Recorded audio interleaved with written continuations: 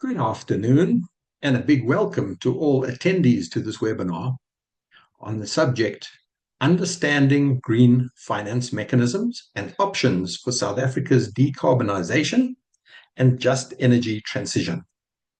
My name is Chris Yelland, and I'm the Managing Director at EE Business Intelligence, and I'll be your host at this webinar, signed in from Johannesburg. A big welcome also to our presenters, who will be introduced to you in due course. I'm also sharing a link with you now in the Zoom chat facility where you can download the presenter biographies. So keep your eyes open for the link in the Zoom chat facility. And a big welcome to you, the attendees who are joining this webinar, for your interest and participation. This webinar is hosted by EE Business Intelligence. But I'd like to acknowledge and thank Nexus, the Climate Policy Initiative, the Presidential Climate Commission, and Vera for their most valued support in this webinar and for the great work that they do in this field. I'd also like to give a particular thanks to Mike Levington, the Managing Director at Nexus, who actually conceived this webinar and has been a great help to me in putting it together. We have more than 1,700 delegates registered to attend this webinar today to hear what the presenters have to say on the subject. This attests to the relevance of the subject matter being covered, as well as to the stature of the presenters. So may I express a big thanks to all the presenters for their participation and for the time and effort that they have put in. Please do note that this webinar is being recorded, and links to view the webinar on demand and to download the presentations will be made available tomorrow morning to all those who registered to attend, as well as publicly.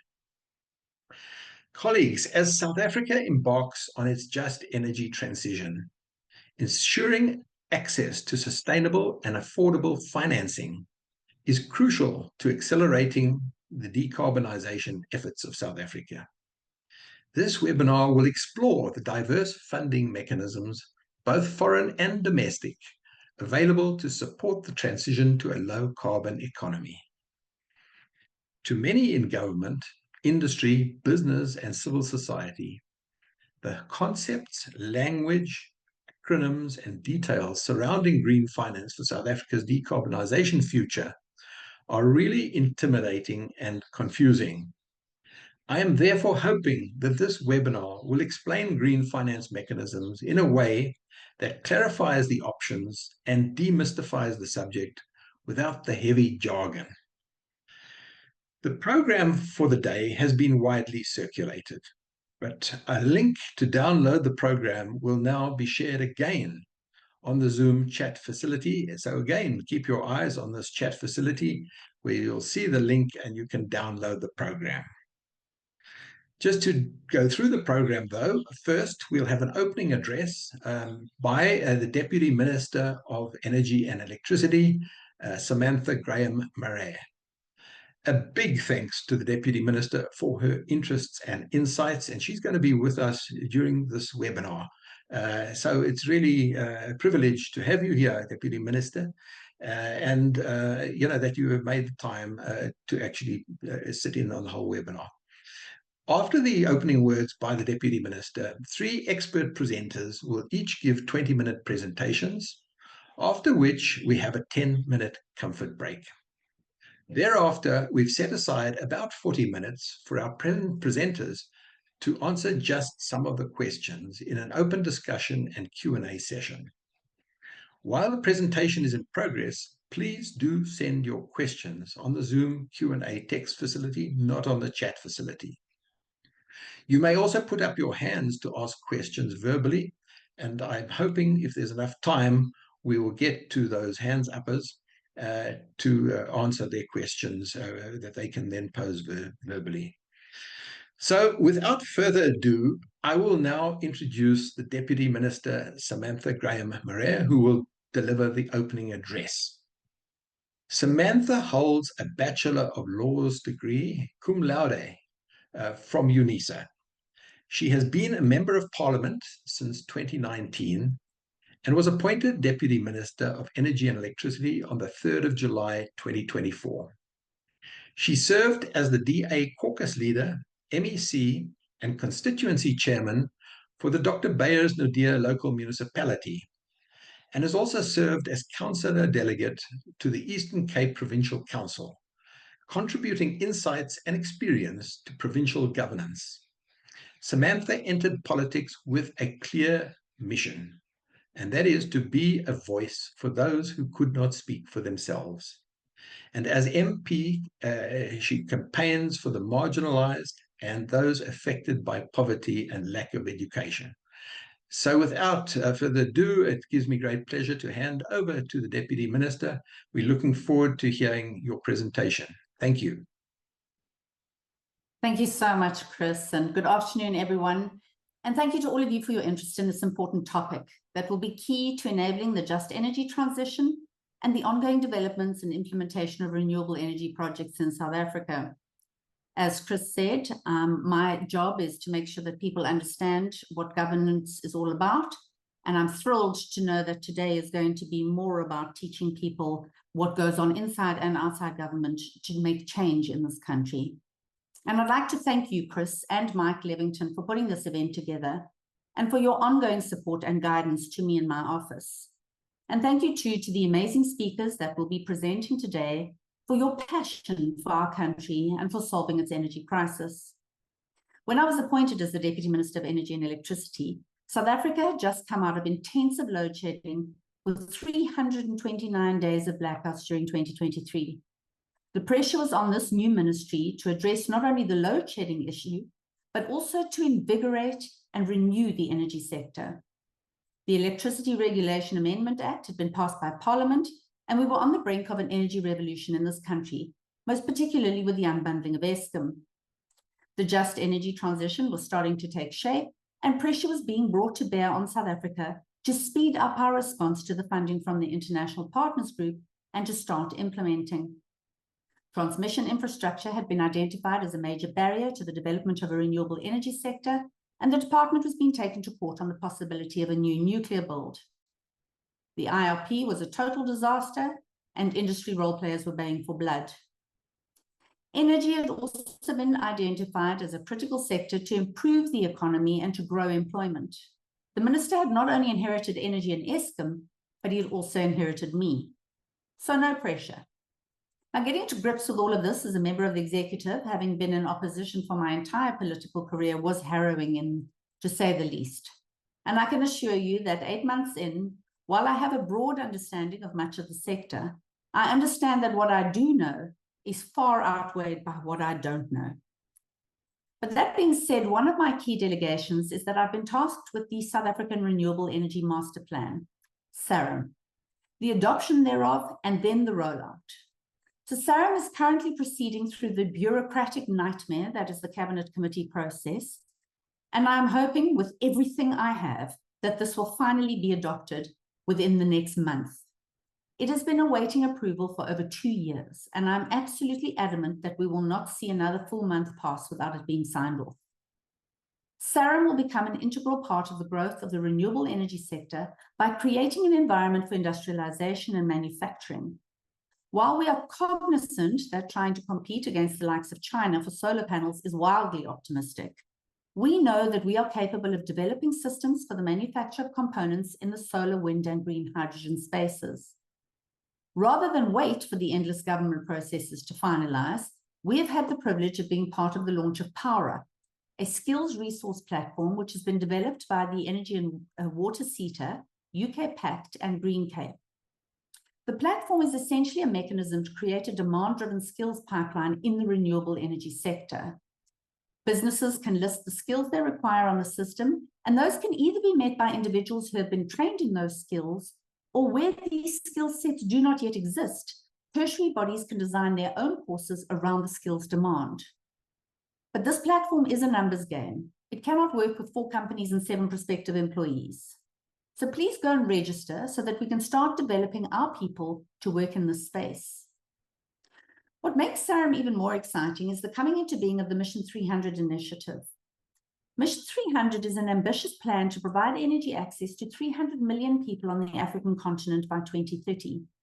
It is an initiative of the World Bank and the African Development Bank in collaboration with over 100 African companies, NGOs, and countries, including South Africa. It is my opinion that the rollout of SARM means that South Africa is perfectly positioned to play an integral role in Mission 300 and that we can become a preferred provider of renewable energy components on the continent by Africans for Africans. When I was given my responsibilities as Deputy Minister, one of them was carbon trading. So I must admit from the start that I had a passing knowledge of the term.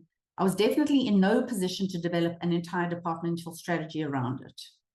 I have luckily had the privilege of engaging with a number of people who are willing to assist. And in fact, Jonathan First is one of those. He's one of the next presenters. These people are willing to assist both in ensuring that I have a thorough understanding of the carbon market, but they're also able to provide support in building a credible, functional, and fair carbon trading market for South Africa. So I come from a legal background, as Chris alluded to, not a finance background. And I'm comfortable in the policy development space, which is, after all, what my position requires. But I strongly believe that government is here to create the enabling environment for green finance and for carbon trading to flourish, and to remove any barriers that may be standing in the way. Government is also here to help connect all stakeholders in our society so that we can have open conversations about what works and what doesn't, and how we can learn from best practice. Policy making must be evidence-based, and government regulations must work with the targeted sectors, not against them. What I love about the people that I meet in the energy space is their willingness to share knowledge and provide support. I believe that if you give people the space to share this, especially in areas that they're passionate about, you can learn anything. And I also believe that you should admit to what you don't know. Far too often we sit in official spaces and listen to people using acronyms and technical terms and think it's best just to nod and look like we understand what's going on. And I must admit that particularly in the early part of my tenure, I was often in a meeting and looking up new terms on my phone.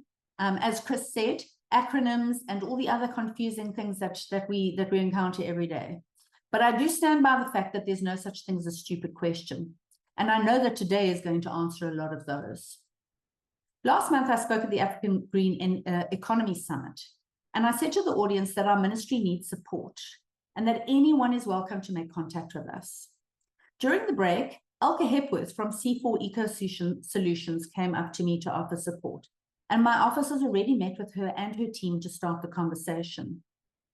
So while I might not be able to adequately explain the differences between Article 6.2 and 6.4 of the Paris Agreement, or how a MADD or IREC works, there are many brilliant people who can. And I, for one, will be happy to receive the guidance I need from them to understand how government can effectively enable and promote them. What I do know about carbon and green energy trading is that it holds immense potential to effectively finance the just energy transition and renewable energy projects in South Africa. We currently have over 10 billion Rand in financial commitments from the International Partners Group to finance the JET. But most of this is concessional loans with a small portion of grants. For many small community projects, it is difficult to obtain a loan. And with the state of our municipalities, most of them will never be able to access the loans either. But it is precisely the small community projects in municipalities where the just energy transition and renewable energy projects need to take place. Energy, water, waste, and food security is a local government challenge, and the solutions must work with local government to be effective and sustainable. For too long, we've been reliant on grants to fund projects, and I'd like to see a shift away from reliance on grants to leveraging assets. Carbon and green energy trading holds the potential to be an enabling mechanism for project owners to be more of an equal partner in financing and to drive an entrepreneurial mindset in how projects are set up and implemented. In addition, I believe that carbon trading can be a novel way of providing additional revenue streams for entities such as municipalities, which will not only address their financial constraints, but will also drive a demand for small-scale embedded generation, whether through private rooftop solar, BESS, or through small IPPs under 100 megawatts. In developing this mechanism, we can reduce municipal electricity costs, create more space on a constrained grid for renewable energy, and supplement municipal revenue. This is one of the ways we can go about addressing the current municipal debt to Eskom that is now sitting at around 100 billion rand. Building green finance into developing these projects will be of benefit, not only to the municipalities, but to their customers. And while we address the issue of affordability, we will then also be ensuring improved access and availability. As we're all aware, the transmission grid continues to be a constraint. Having identified that we require over 14,000 kilometers of lines to meet our future needs, we have further identified that it will take 440 billion rand to build. And we all know that government does not have that type of money. In light of this, government has announced that a credit guarantee vehicle to mobilize private sector capital by de-risking projects will be launched in 2026. What that looks like remains to be seen, but it is worth noting that our ministry in particular is focusing all of its energy, and I say that with tongue in cheek, on finding ways to make the transmission build happen with public and private sector collaboration. Over and above the credit guarantee vehicle, the National Transmission Company of South Africa will be facilitating opportunities like the IPP process, but for independent transmission projects to be brought on board in a build, own, operate, transfer package in order to support and fast track the transmission build. More details of this will be unveiled in the coming months. The opportunities, not only within our own transmission space, but also as we delve into the interconnectivity of the African space, are endless. And I have no doubt that the people on this webinar, who are far better versed in finance and transmission projects than I am, will find ways to help our department solve this crisis. Unlocking transmission is one of the foundational elements in solving our energy crisis and fulfilling the Mission 300 objectives. We need the collaboration of business and government to make this happen. So to everyone here today, I want to repeat that my office is open to collaboration with all our partners, and I welcome anyone who wants to join the conversation to enabling and promoting green finance mechanisms that can benefit our country and drive the just energy transition and renewable energy projects in South Africa. This has to be a team effort, and I, for one, commit to being a willing team player. And while I haven't spoken too much about finance, the real theme of the webinar, I'm leaving that up to the experts. But I hope that I've given you all a small insight into where we've come from since our inception on the 1st of July last year and where we are going. From 1 April of this year, our ministry will become a full-blown department with our own budget, our own staff, and our own strategic objectives. I have no doubt that we will continue to take major strides forward as we focus on resolving the energy crisis. And we trust that you will be striding with us. Thank you for this opportunity. I'm so looking forward to hearing the panel this afternoon, and I really appreciate you having me on your webinar. And back to you, Chris. Well, thank you so much, Samantha, for those words. They have really, I think, opened my eyes, and I hope those of the attendees today, as to what is happening in the department. And we really are looking forward to the 1st of April, when the department really becomes truly operational, in the sense that it will have officers, staff, and really give the opportunity for people to roll up their sleeves and get stuck in. I also found it heartening, to listen to you speaking humbly, about the way that you intend to engage, meaningfully with different stakeholders, with people that can advise and take things forward. And really, it's a pleasure to have you at this webinar, and for you staying on this full 2.25 hours, I think really indicates your commitment, and we will really welcome that. So thank you so much, Samantha. I'm now going to introduce our first presenter, which is Jonathan First. Jonathan has been a presenter on previous webinars of ours, and he's a senior advisor and the Africa representatives for the Climate Policy Initiative, which is an analysis and advisory organization helping governments, business, and financial institutions drive economic growth whilst addressing climate change. After qualifying as a lawyer, we have another lawyer. He spent 18 years in investment banking in London, Toronto, and Johannesburg, and 9 years in development finance. Jonathan led the DBSA's initiative to establish the GCF and the EIB-funded climate finance facility in 2018. Previously, he was part of the task team that set up the Impact Investment National Advisory Board in South Africa and was a consultant to Fonerawa on setting up the Rwanda Green Investment Fund. Again, a great honor to have you with us again, Jonathan, and I'm now going to hand over to you for your presentation. Thanks very much, Chris. Thank you, Deputy Minister, and welcome everyone. So the slides are a bit of death by PowerPoint, but I wanted to create a reference document for yourselves post this webinar. I think that the word expert is probably misplaced. I rather see myself as a layman who's had to learn a lot about carbon markets, carbon finance, and it really came about through two ways. The one is that I was part of an Article 6 program in Zambia, which is currently ongoing, where I picked up a lot of my knowledge about the Article 6, the compliance markets. And then on the voluntary carbon markets, CPI is effectively the administrator and secretary for something called the FIX Lab, the Finance in Common Lab. And one of the work streams under the FIX Lab is the development of voluntary carbon markets. So a lot of my knowledge has come about through these two initiatives, and then a number of people who've been involved. Next slide, please. As I said, there are two types of markets. One is the compliance market, which is often referred to as the Article 6 mechanism, which I'm going to go into in more detail, and then the voluntary carbon markets.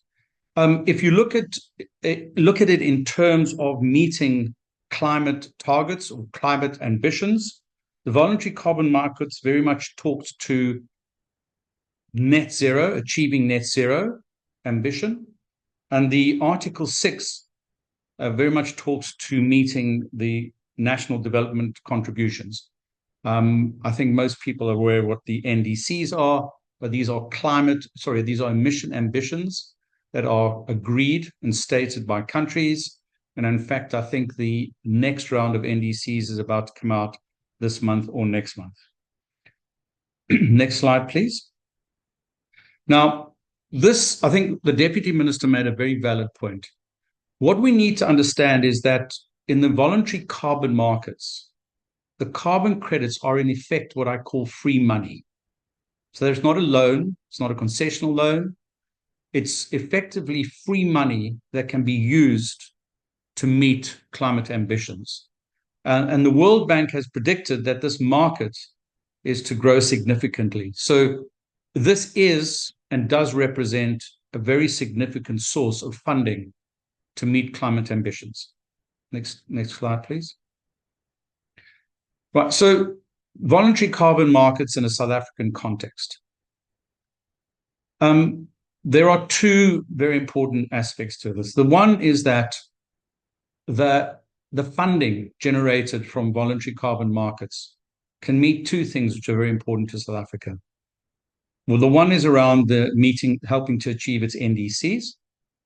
And the second is the JET, or Just Energy Transition Program, which once again the Deputy Minister referred to, where there is a sizable funding gap.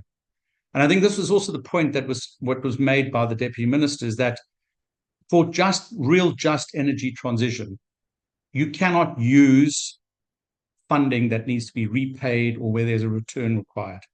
And this is where carbon credit funding is so important.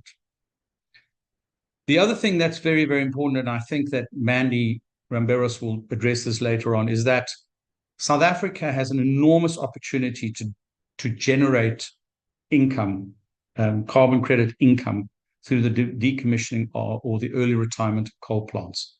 But I'm sure she's going to address that later on.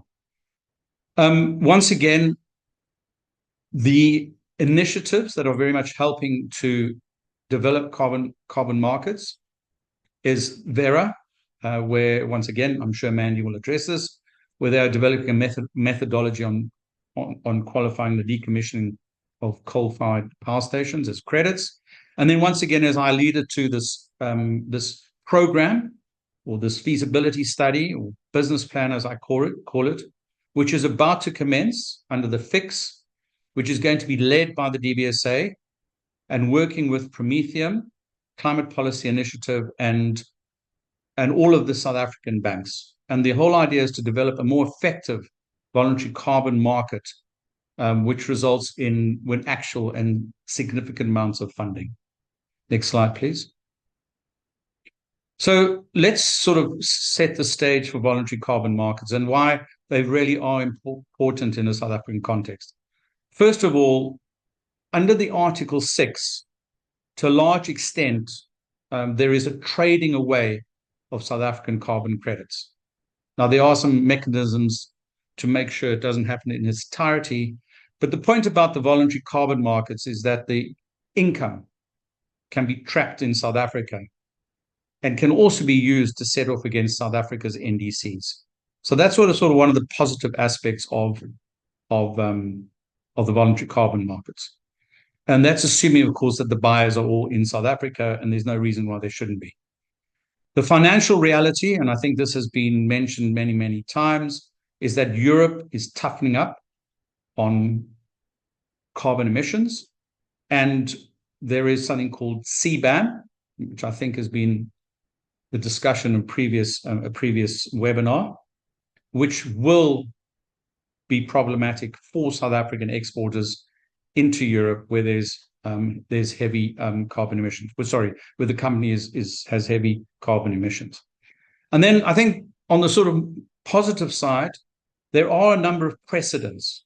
So it's not as though we're going to be trailblazers. There are a number of developments outside of South Africa, which can very much help develop the voluntary carbon markets in South Africa. Next slide, please. Now, the study itself is going to very much focus on two areas, which is what we call the supply side, so on the left-hand side, the projects, and the demand side. So South Africa, as a heavy emitter of CO2, has the opportunity and the ability to generate carbon credits at scale. And one of those, for example, is the decommissioning or the accelerated decommissioning of coal-fired power stations. And of course, then the enormous amount of renewable energy that is part and parcel of the South African economy. The middle part is what I call the regulatory part. And there's been a lot of excellent work done here. The World Bank, together with National Treasury, together with the President's Climate Commission, has been working for the last probably 2-3 years on the regulatory environment. So our study is not necessarily about the regulatory environment, because we believe a lot of that is in place. I then sort of moved to what we call the demand side. Now, fortunately, South Africa has a very sophisticated debt capital markets. We also have very deep debt capital markets. We also have banks which have the ability to develop voluntary carbon markets from a balance sheet point of view, from a trading point of view, from an administration point of view, and of course, ability to access clients, and also the development of financial instruments which can be used to trade these carbon credits. So the study that we're about to embark on is going to be very much focused on creating a business-minded approach to voluntary carbon markets, as I said, focusing on the demand side and the supply side. Next slide, please. So there are a number of attributes which are very, very important to underpinning the study. First of all, we have leadership through the President's Climate Commission. Secondly, we do have potentially enormous sources of carbon credits. And this is both in the public and the private sector. The money itself, we know, can be used for repurposing generation. The minister also alluded, sorry, the deputy minister also alluded to this credit guarantee vehicle, which is being developed by the World Bank and the National Treasury. And there's no reason why funding from carbon credits cannot form part of that funding structure or approach. And of course, as I've mentioned previously, South Africa is well placed in terms of its economic and business makeup to develop voluntary carbon markets. Next slide, please. Right, now turning from the voluntary carbon markets to the compliance markets. So just for context, the Article 6 mechanism, or the compliance market, very much came out of the Paris Agreement, which was preceded by the Kyoto Protocol. So the whole focus around carbon finance under Paris Agreement is driven by Article 6. Next slide, please. Right, so a lot of people ask about what are the sort of key parts of the agreement which are relevant to the Article 6. The Article 6 effectively works through what are called ITMOs, International Transfer of Mitigation Outcomes.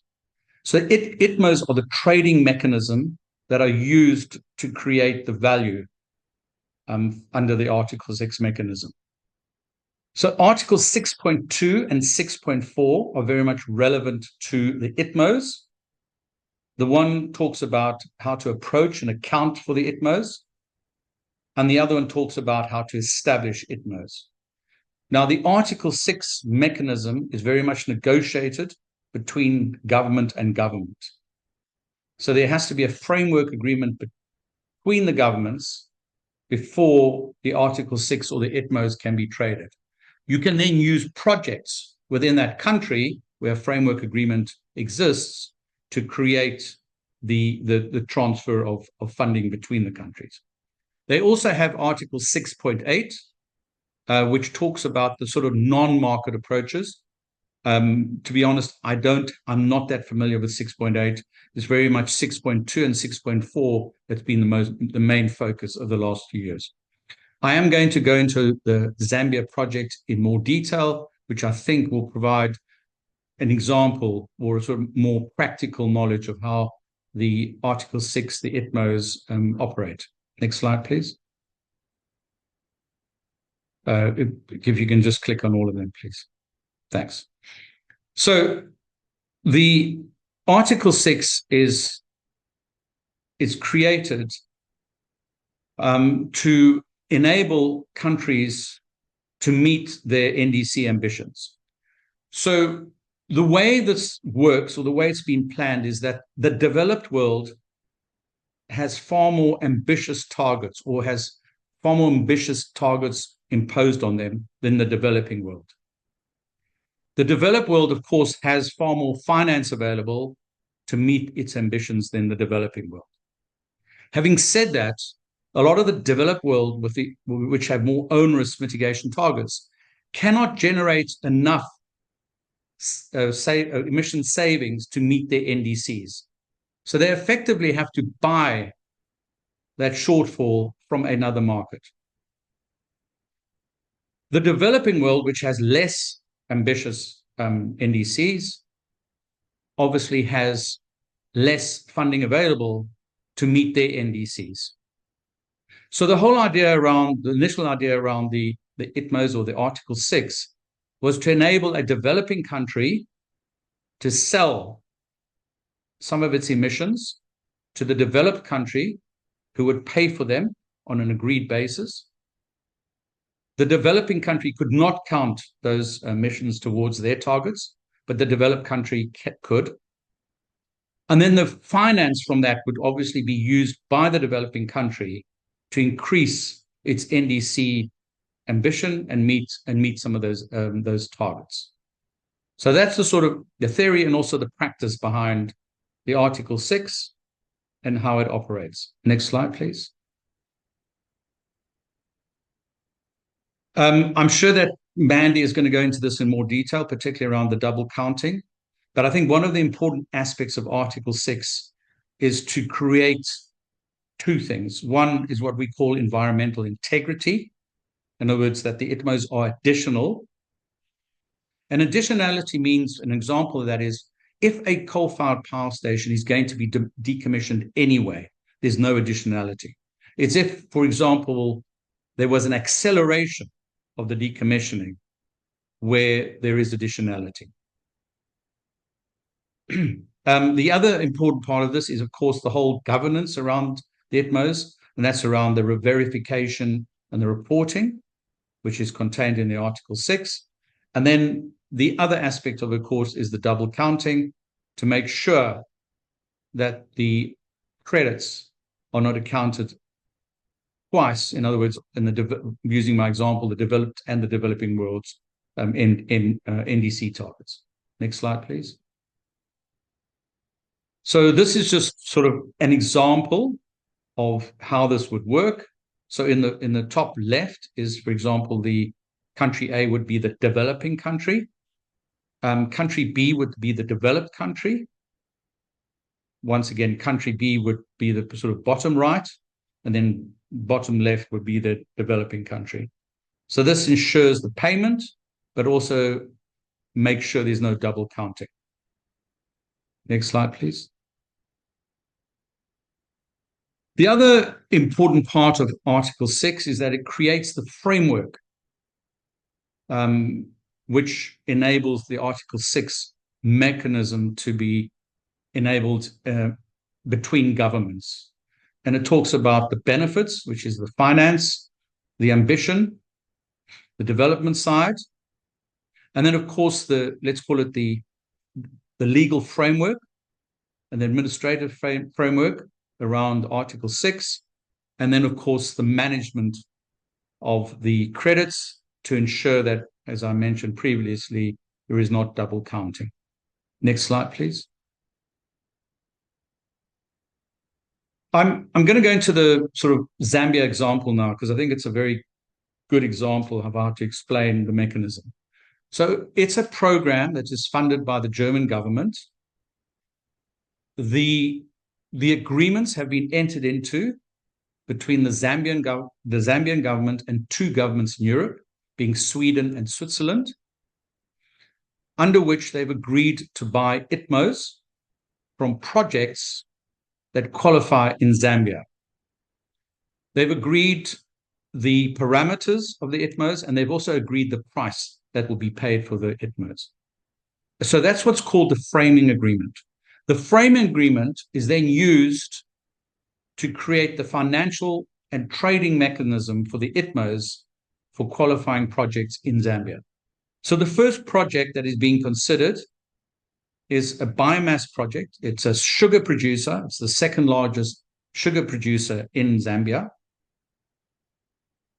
who produces a lot of what we call bagasse, which emits enormous amounts of CO2 emissions. And the whole idea is to take the bagasse, which is the offtake from the sugar, once it's been through processing, and use that to generate power on site to run the sugar mill. So in this particular project, it's a 40 megawatt project. It is going to be an eligible project for the qualification of ITMOs, which are then going to be sold under the framework agreement by Zambia to Switzerland and Sweden, the proceeds of which will be used to not only fund the biomass project on site, but also to help the Zambian government pay for the renewable energy projects in Zambia. So that's an example of a project that has been identified, which is going to form the initial basis of the trading of ITMOs between the Zambian and these two other governments. Next slide, please. This is just the steps that underlie the process, which I mentioned previously. And then the last slide. So what I've tried to do here is put this all together. So differentiate it between the project, the auditor, and the government. So it's a summary of the activity cycle from sort of beginning to end under the Article 6 mechanism. I'll stop there. Thank you very much. I wanted to just thank Jonathan very much for his presentation. The point he made at the beginning, I think, is worth repeating, that this presentation was covered quite quickly, and there's a lot of information in his presentation. And this presentation, with all the others, will be shared with all participants tomorrow by about 10 o'clock. So all people who attended the webinar or who registered will get this. And this is, in my view, an important takeaway from this webinar and from all of our webinars, because the presentations contain a lot of data and information that needs to be studied and cannot just simply be covered in a 20-minute presentation, but is something that needs to be studied afterwards in more depth. The other point I think made by Jonathan, which I appreciate, is that he said up front that he's not an expert. He's essentially a layperson that has learned the language.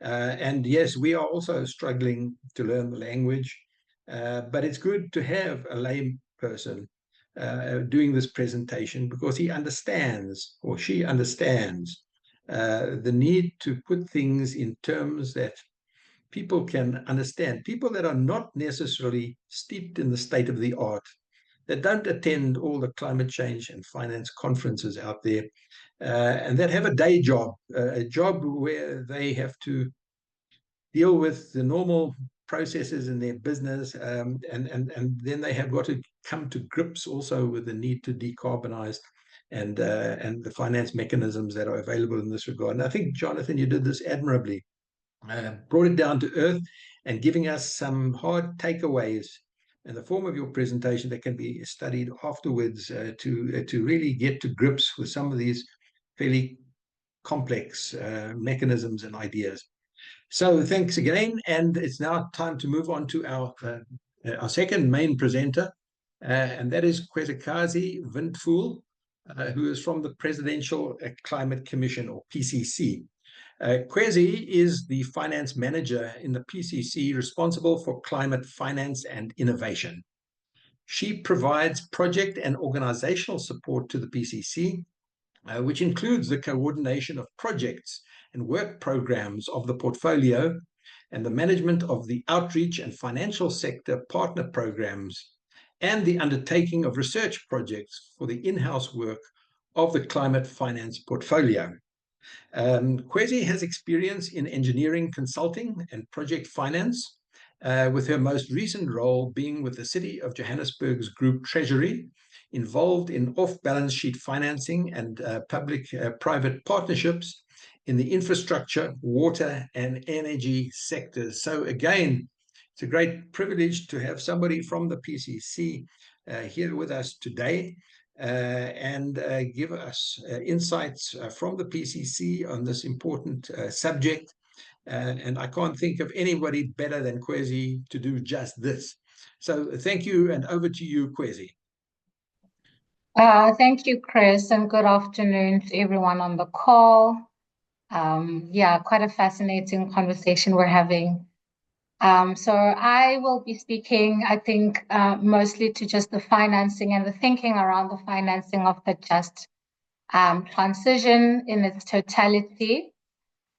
And I wanted to just take a moment, Chris, let me just minimize this. I wanted us to sort of like go through the evolution of the different COPs, right? And how these different declarations have sort of impacted our very own transition as South Africa. And really just starting from COP3, which then gave rise to the Kyoto Protocol and was essentially a top-down approach. And thus we saw sort of like very few countries getting involved in that particular declaration. I think notably in COP15, it became quite apparent in Copenhagen that this previously used compliance approach was just not sufficient, and probably one of the most notable COPs of our time, which is COP21, which gave rise to the Paris Agreement, then shifted this focus from sort of like this top-down approach to more of a bottom-up approach where countries committed to their nationally determined contributions, which I think the two previous speakers already spoke to, which would over time sort of ensure that we could periodically improve and ensure that we are eventually getting to this sort of net zero and like global target that we have, right? And then in COP28, we saw the global stocktake in the UAE, which really allowed the global community to actually measure the progress that had been made since the Paris Agreement. And I think needless to say, it was quite clear that the findings that we got there were not so great. And although significant progress had been made, that there was really a need to look at the targets that had been set and assess the means of implementation and whether they were being effective. So South Africa, as many other countries, that are signatories to the Paris Agreement, is currently working on its next round of NDCs, with COP30 in Brazil later this year being the platform in which we would then launch these new targets. So as the global stocktake illustrated, I think it's quite clear that a lot needs to be done to pay proper impetus to, principles such as the common but differentiated responsibilities. The previous speaker spoke about this agreement of the developed to developing flow of sort of like means of implementation, and noting that there was this commitment. But like suffice to say, I think it's also important for us as the developing nation to understand that we are not exempt from transitioning to net zero. So I think as a country, we've really had to think long and hard about what these means of implementation are that can enable us to reach net zero, and probably, I think most important for our context, which is specifically the just aspect of the transition. So when we talk about the means of implementation, it's really just broken up into three brackets where we speak about financial resources. And an example of this is the JP package that I think one of the speakers spoke about, where we initially had the International Partners Group making a declaration and a pledge to finance, to give us a financial catalytic finance to kick us off, and say that this is a declaration based on our sort of like compliance with the NDCs, but also to say that as we start thinking about how we're going to respond, these are the financial flows that are currently available.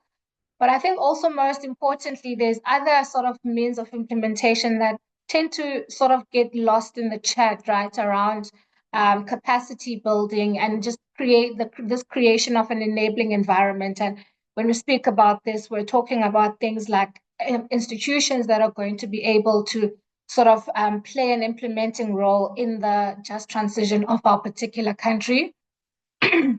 Excuse me, but we also talk about technology transfer and things around intellectual property, where we're looking to see what are some of the technologies that are being used by the developed nations that can be sort of passed down to the developing nations to ensure that we are able to respond to the just transition.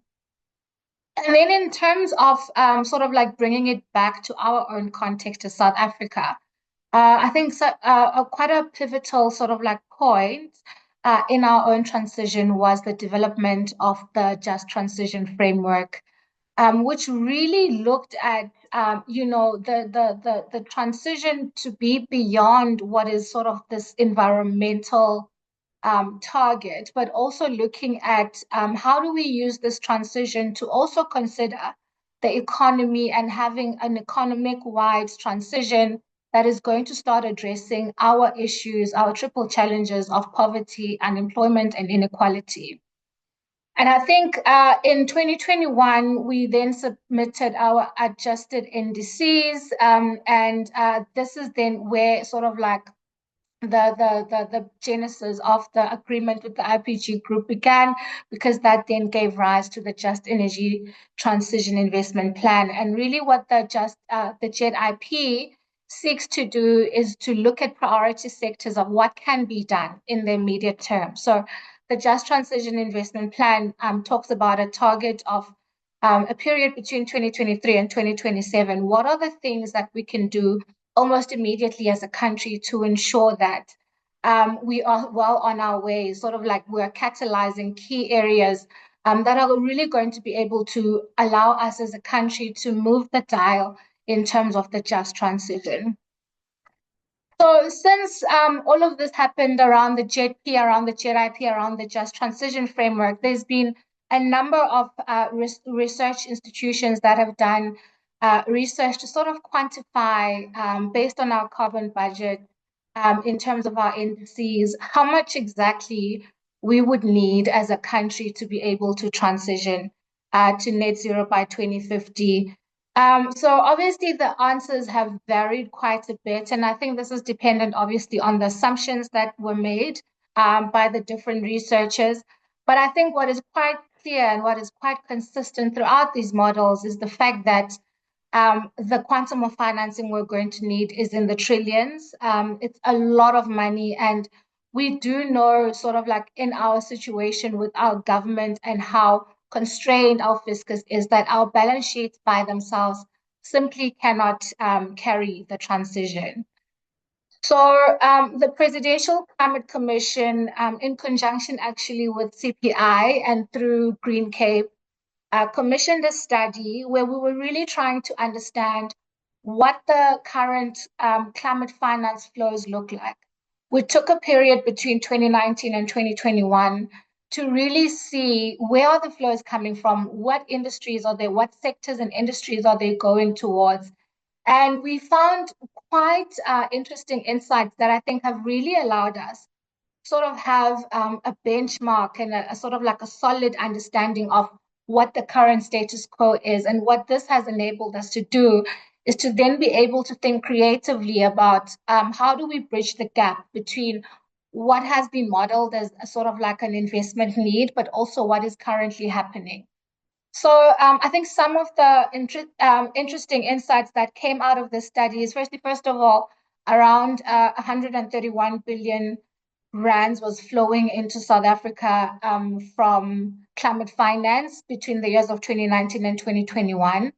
But I think most interestingly, what we found is that more than 80% of this financing was actually from the domestic capital markets.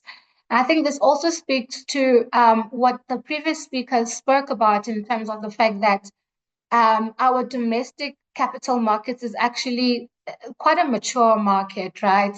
But I think what was also notable was the fact that more than 80% of that finance was actually going towards mitigation. And then I think less than 20% was going towards adaptation and resilience. And then less than 10% of that was going towards dual benefit industries. And so what this does is it really shows us that the transition on its own is something that was inevitable, that was always going to happen. But when we start thinking about the justice element of the transition and these hard to finance sectors, we really had to take a deep look at what is the current financial architecture of South Africa? What does it look like?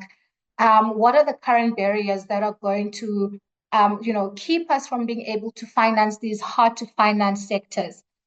So when we're thinking about hard to finance sectors within the just transition, we make reference to sectors such as small businesses that are built around these coal power stations where they're not necessarily formal enough for them to be able to benefit from commercial funders.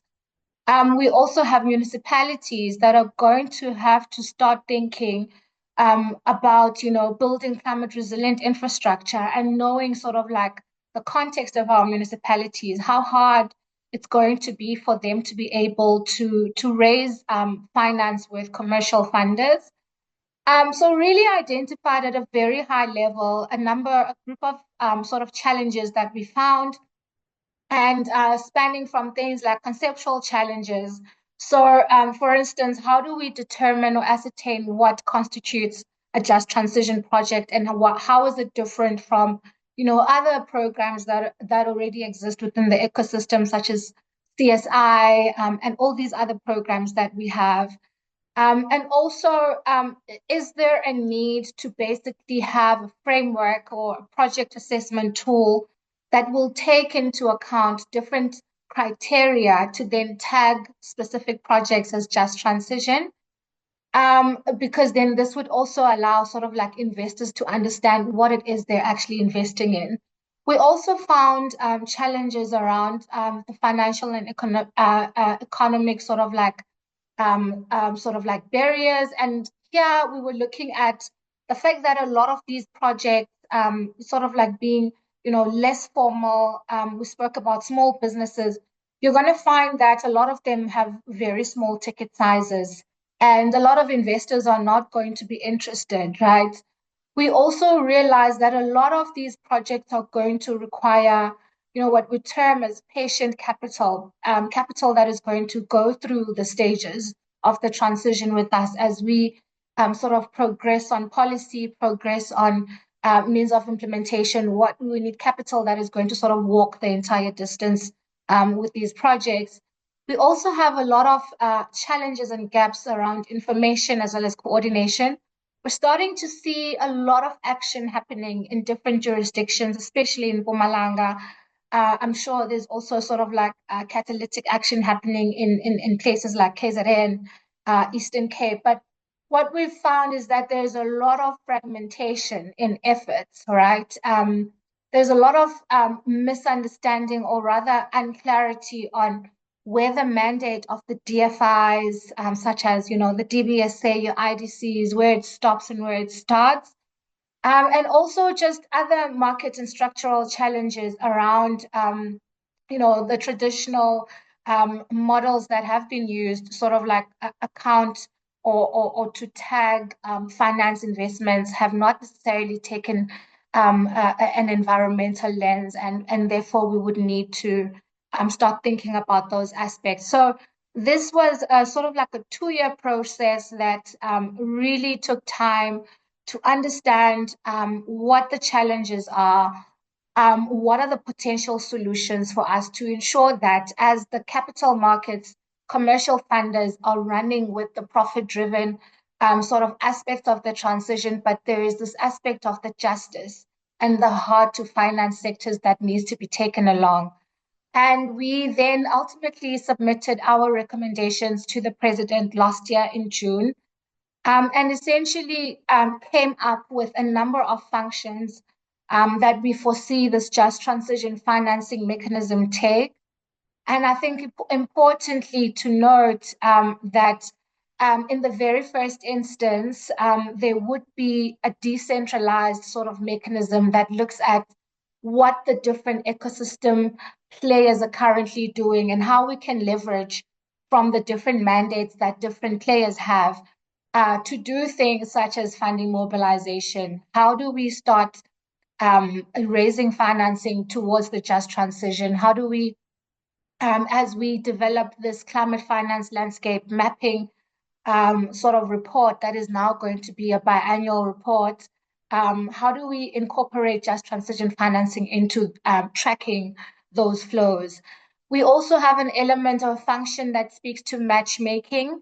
So the deputy minister spoke about the fact that in the package that we had received from the IPG, there's a component of grant, there's a component of concessional finance. We need to start thinking about how do we then match some of these just projects, these just transition projects, to the available grant financing. We could have municipalities that, need to de-risk a couple of projects to ensure that they're building their climate resilient infrastructure. How does sort of like the centralized mechanism play that matchmaking role? And happy to say that this is probably the first function that's already been launched as sort of like this longer term rollout of the just transition financing.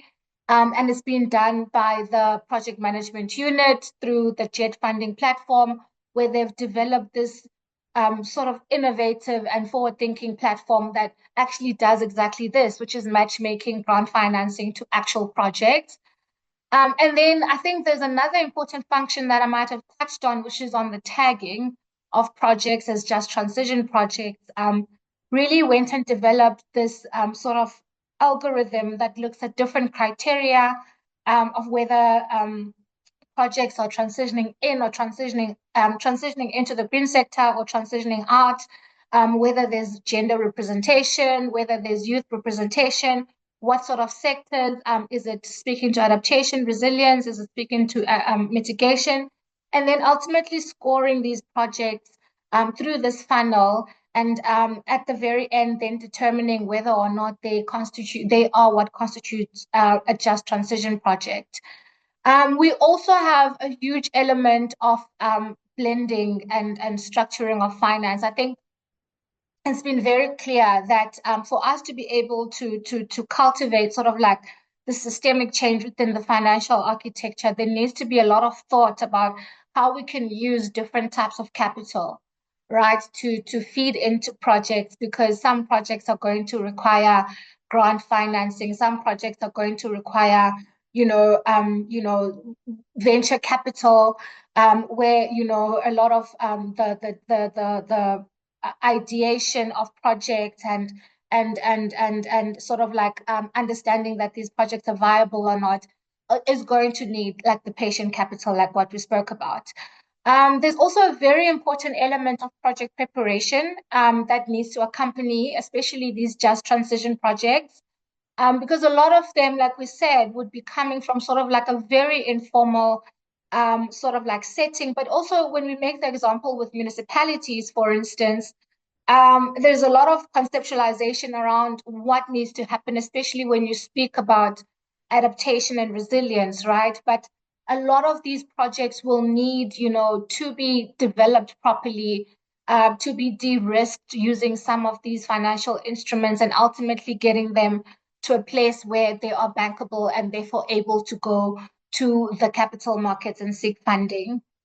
And then this final slide just speaks to sort of like this nexus role that we see a mechanism such as the JTFM playing, where there's really a need to standardize these indicators around just transition projects, but also using this particular mechanism to be able to build capacity, in the informal sectors, in municipalities, in community-based organizations, and really trying to use this platform to generate this pipeline.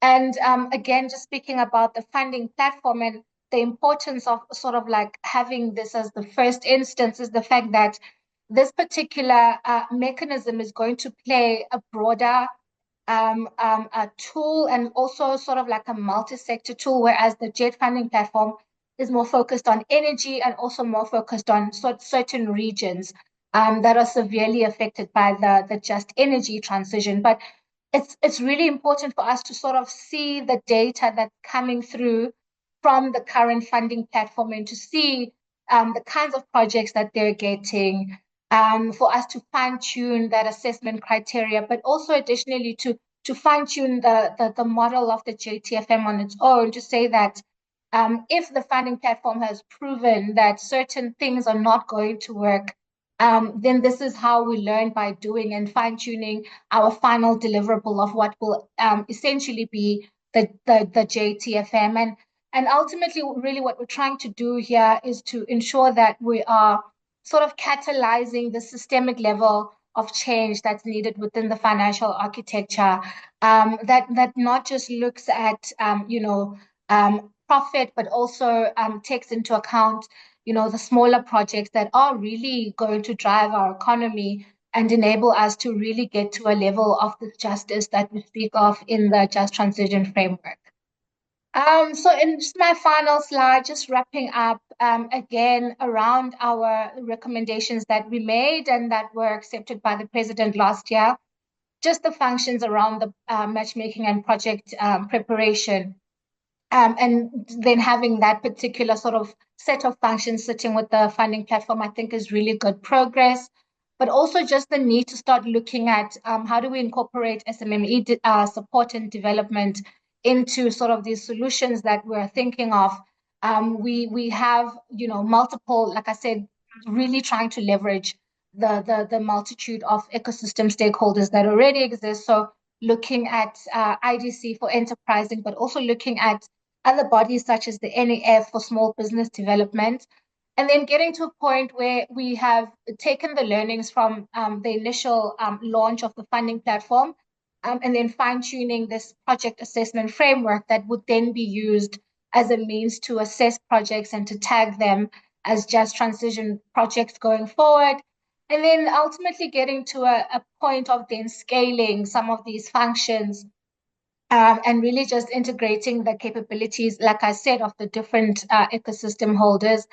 But ultimately, I think what we want to do is to then have to institutionalize this particular model into sort of like a body that is going to continue thinking of innovative ways, because it's such an uncertain, such an ambiguous, ever-changing environment, right, that we're in, and we're going to need sort of like a dedicated model that is going to constantly look at what can be done to innovate around financing, what can be done to innovate around project development, and ultimately play a role of monitoring and evaluating, and just ensuring also that to overcome the fragmentation, we are really consolidating efforts to ensure that we have a multi-sectoral but also multi-decadal transition into net zero. Thanks, Chris. I'm going to stop here, but thank you very much. Yeah, and thank you very much, Kwezi, for your insights there. Yeah, there's a lot that you've covered, and I'm going to explore, I think, some of these issues you've raised in the Q&A, things that you've spoken about. How do you qualify a project as a just energy transition project, and how do you make this finance available to businesses and to industries and to factories and plants who've got a day job and sometimes find the processes unduly complex, or even to the extent where it kind of puts them off and makes them think that this kind of finance is not for them, that you need to be a big organization with massive resources just to qualify.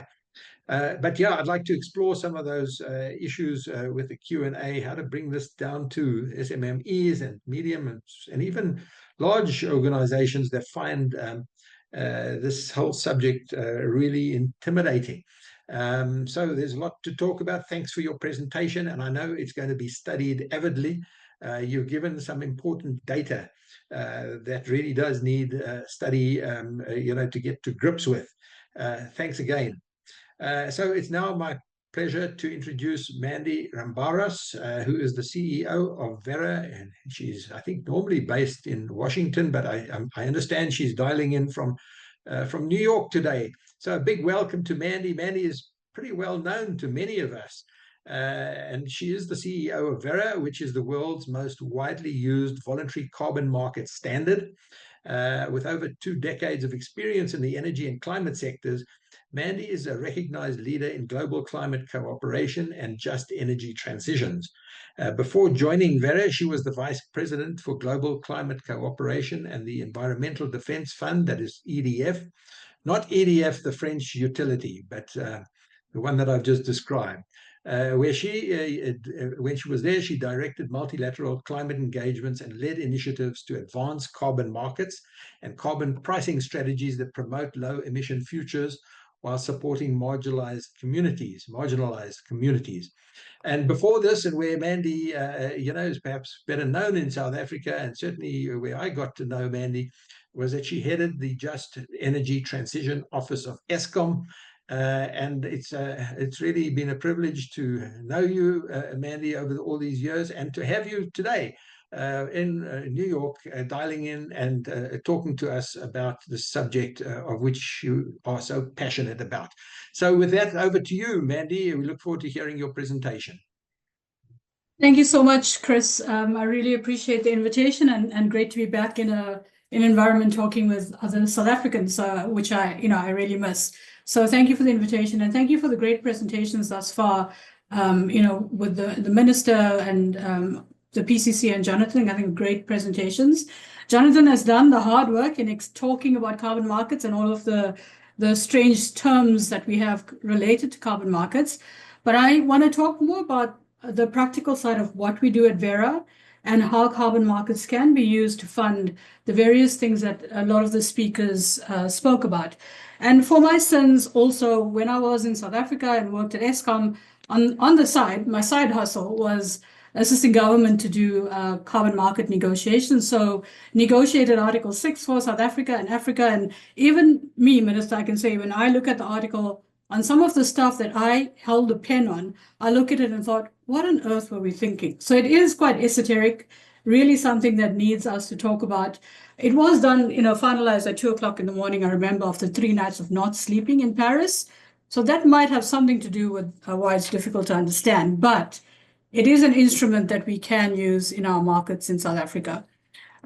So just to move on, why the carbon markets? And I think a lot of the speakers already mentioned this, but we must advance all climate solutions. So the carbon markets is a tool in the toolbox that we have on how to reduce the cost of mitigation. And Kwesi spoke about how expensive mitigation can be. And the origination of the carbon market under the Kyoto Protocol was to reduce that cost of mitigation.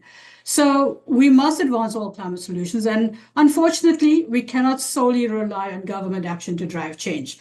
So regulation policy does drive change, does institute things like emission reductions, but we can't rely solely on that. There needs to be action coming from the voluntary market, needs to be action coming from the private sector. What does carbon markets do for companies? It helps you to balance your own carbon footprint, demonstrate climate leadership, and drive investment. And there were questions around, is this just transferring or exporting our mitigation activities to other parts of the world? But what we are finding, and one of the biggest things we're finding from the projects we do or support as Vera, is that it absolutely drives investment in the local community. So community benefits, emission reductions, and socioeconomic impacts. And I'll talk a little bit to that a little later. But also, we need to critically advance climate action worldwide. It is, we're seeing the impacts of climate change. Political whims doesn't stop climate impacts. So even all the stuff going on in the US, it is not stopping what is happening to the climate. So we critically need to address climate worldwide. Also, it is not a license to continue polluting, and I'll get into that in my next slide. But carbon markets come at the end of corporates demonstrating what they can do to reduce their own emissions. And what the carbon market does then is provide that next mile of decarbonisation that you're unable to do through your own actions in your company. And it's not a transference of responsibility either. There are parties involved in this, and Jonathan spoke to this. What Article 6 does is it removes this barrier of doing projects between developed and developing countries. You can do an Article 6 bilateral projects with South Africa and Lesotho. It doesn't have to be developed and developing. So it's not transferring or continuing polluting or transferring responsibility. And the voluntary carbon market in particular is creating impact today.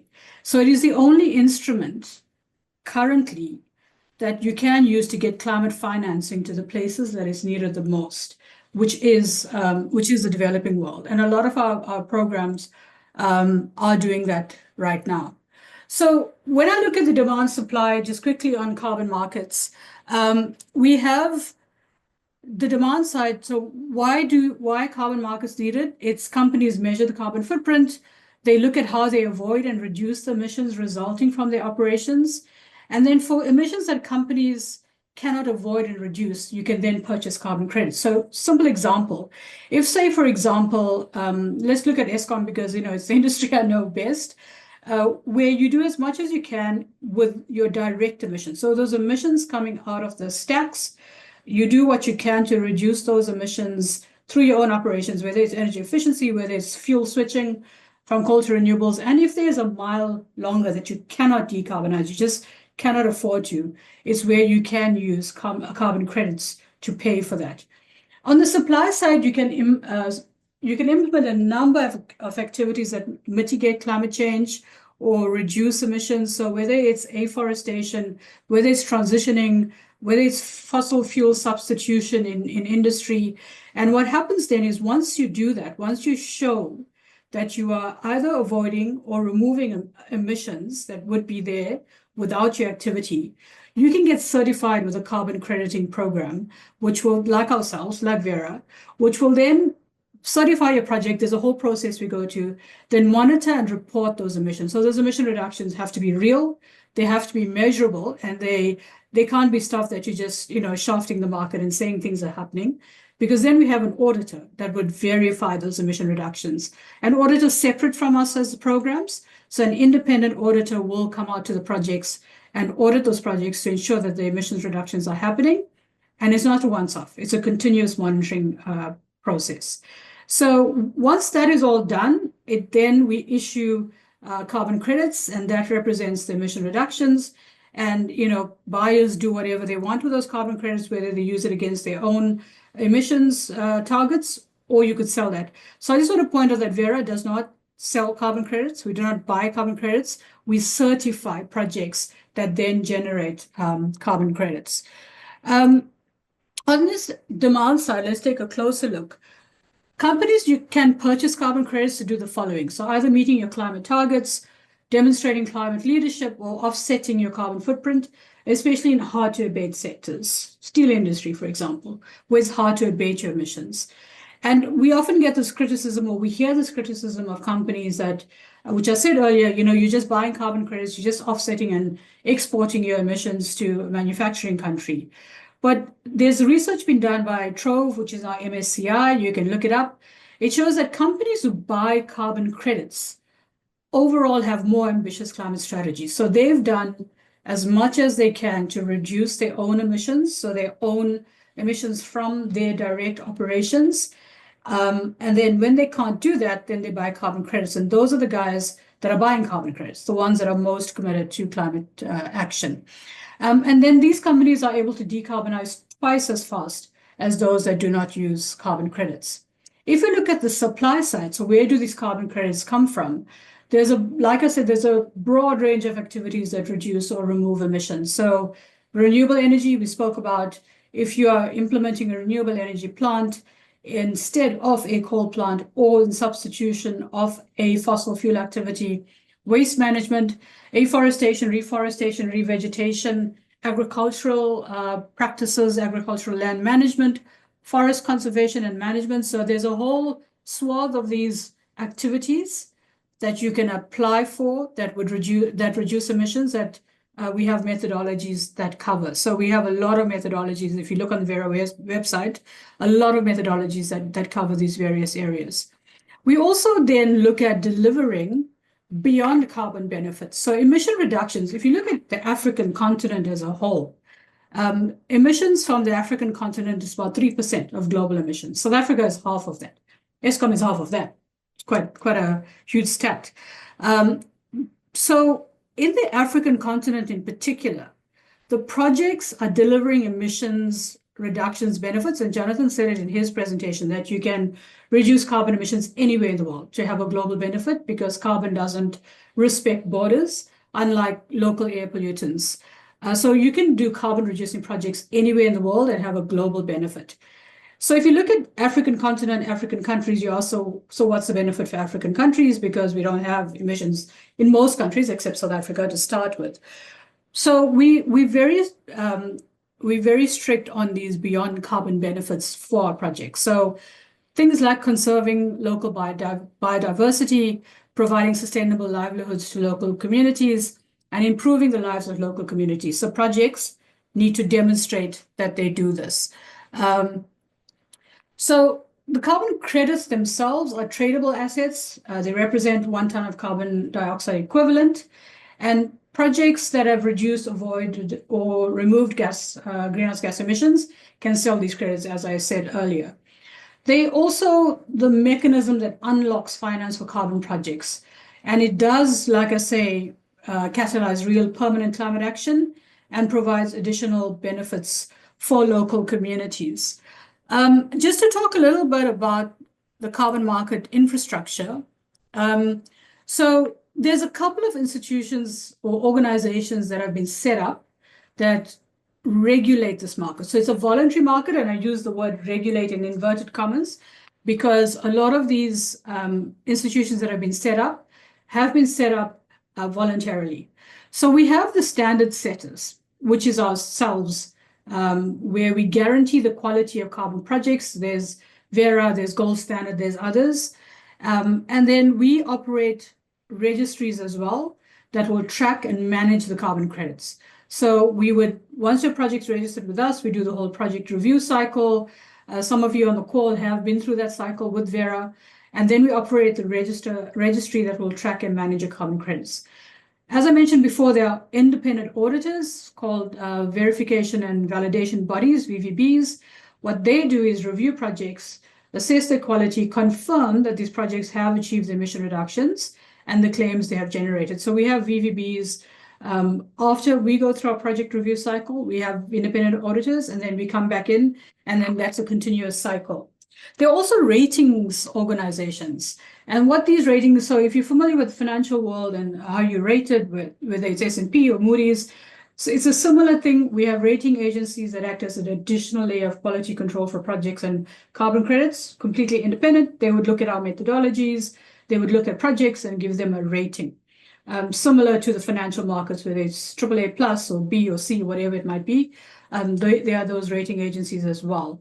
And then there are market-wide quality initiatives that define what the standards for integrity should be. So we have a body called the ICVCM, the Integrity Council for the Voluntary Carbon Market, that have set up a governance structure that would take, for example, the Verra methodologies and assess whether it meets the quality standards, the integrity standards, and what they call core carbon principles. And so the Verra program, or VCS, the Voluntary Carbon Standard, has been ICVCM approved. So what you can do is when you get those carbon credits, we add on a label to say it is CCP approved. And what the rating agencies have said is that CCP approved credits bring in 25% more in the market. Whether this is really happening in terms of carbon price, we need to still see, because the rating agency thing is a fairly new thing. But it does say that that brings out that additional level of integrity. And then there are many trading mechanisms, many platforms that facilitate key market functions, matchmaking, connecting buyers and sellers.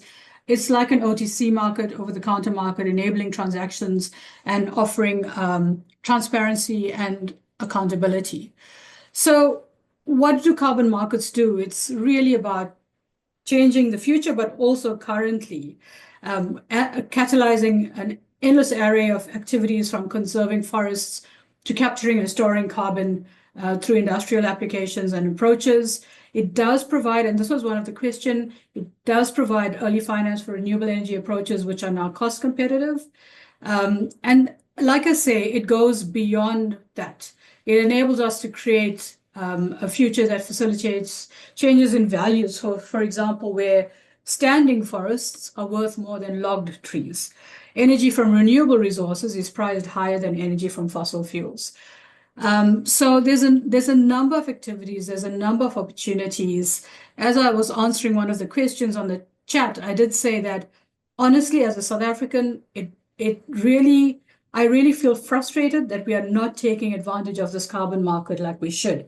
I work daily with people from countries in Latin America and East Africa, West Africa, that are really taking advantage of this market. And we really need to up our game as a South African community in that respect. So we really have great potential here to create impact while affecting change in the global future. So just on what programs we have, Verra has the VCS, the Verified Carbon Standard, which has a number of methodologies. You can look it up on our website. We have what we call a jurisdictional, so that's basically country level, and nested RED projects, so those are the forestry projects. We have the climate and community biodiversity standards, SD Vista, which is our sustainable development program. We also have a Scope 3 program that we started working on a couple years ago, and we're looking at how you would account for your Scope 3 emissions, which is about, quite a high number of companies have Scope 3 emissions that they don't know how to deal with. And so we're developing a program on how to deal with that. And then we also have non-carbon programs like our plastic waste reduction standard. So the plastic waste reduction standard creates plastic credits for reducing or recycling plastic. We have countries like Senegal that have already gotten onto this and are using our standard. And so it is something also, given the recycling industry in South Africa, is also something that we can take advantage of. So we've developed all of these programs. We manage high integrity, high impact programs for climate, sustainable development, and environmental projects. We do empower, so the core of our mission is empowering project developers because we want to create effective, scalable solutions that deal with emission reductions, but also fostering sustainable development, community benefits, socioeconomic impact, environmental benefits. And we have, like I said, a number of industry-leading methodologies and comprehensive frameworks. So do look at our website or contact myself. Heather McEwen, who is also on the call, is our rep in South Africa and the Middle East, and she's based in South Africa. Do reach out to her as well in that respect. So just a little bit of examples, and then I'll end. So these are just some examples of what we've done, what Vera has done. 1.2 plus billion carbon credits issued, billions of dollars of climate finance channeled to projects across the world. And like I say, you can look at these stats. Chris will make the slides available. But we have things like memorandums of understanding with 29 different jurisdictions on how to help them integrate voluntary carbon market, the Vera standards, into their government regulations to look at how we deal with Article 6, voluntary carbon markets, compliance markets together. So those are important. The Vera credits can be used, for example, in South African tax to offset the South African carbon tax. But there are other opportunities that we can have as well. And since January 25, all of our active projects, we have a requirement that they must demonstrate contributions to at least 3 sustainable development goals. We have been voted the best registry provider for 4 years running, the best crediting program for 11 times, and we have a culture of constant innovation and improvement. So I've only been in the job for 7 months, but very excited about all the stuff we're doing and what we've been driving in terms of change going forward. I would encourage you to go to our website and look at these case studies that we have pictures of here. So these are actual videos of by the communities and by the project developers on how these projects have benefited these communities. So these videos are really stirring. I know I'm promoting our own website here, but honestly, look at those videos. It shows you what the carbon market can deliver. And then just the last slide, there has been a lot of criticism on the voluntary carbon market. So the bad and the ugly, and accountability has been taken where it's needed in order to deal with those. And so programs have been stopped. VVBs have been suspended. Project developers have been suspended where wrongdoing was found. Like any financial market, we have bad actors, we have fraudulent actors, and we try and weed those as much as possible. But just quickly, just 2 days ago, we had a project, Africa's first regenerative farming program to receive Vera credits. And this is a South African project. So very proud of it. The methodology is called VM42, and Thesis is the project developer. You guys might know them. Contact them, find out how they did this. We're really proud of this.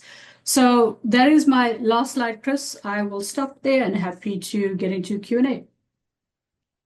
Well, thank you, Mandy. Always a pleasure to engage with you and have you here with us again. And yeah, I kind of noted to a couple of things that you said, that number one, South Africans are not taking advantage of carbon markets as they could be or should be, and other countries are ahead of us in this game. This is the case with many activities that we don't move quick enough to take advantage of things that are out there. And the other thing that struck me was that Vera offers a very considerable resource a knowledge resource, a helpful resource, helping companies understand and get to grips with and avail themselves of the various green finance mechanisms. And I think the point you've made is that it's up to us now to really take the initiative to get to understand the subject, because there are opportunities that we're missing out on, and other countries doing it, and there's no reason why we shouldn't be either. Ladies and gentlemen, that brings us to the end of our presentations, and we're going to take a comfort break now. It is, well, ladies and gentlemen, it's exactly 15:40, 20 to 4 South Africa time, and the comfort break is now officially over. I'd like to ask all the presenters that are here online to please switch on your video cameras and your audio, your microphones, so that we can see you. There have been a lot of questions posed, and it's time to deal with these questions. And I've seen a number of questions, and I've tried to sort of categorize them or join them together so that we can answer more questions. We can deal with more questions on their own rather than each one individually. So I want to also address this one to Mandy, because I know she's going to have to leave a little early due to another commitment. But while you're on the line, Mandy, and bringing a perspective from New York and the USA, the question is the implications of Trumpism, the withdrawal of the United States from the Paris Agreement. What are the implications of this? And the current mantra that is being put out of drill, baby, drill, and to hell with the climate. Where do things stand? Is the United States alone in this new approach, or does it signal a wider movement that is going to impact initiatives to drive climate mitigation and adaptation and the whole climate agenda, the clean energy agenda?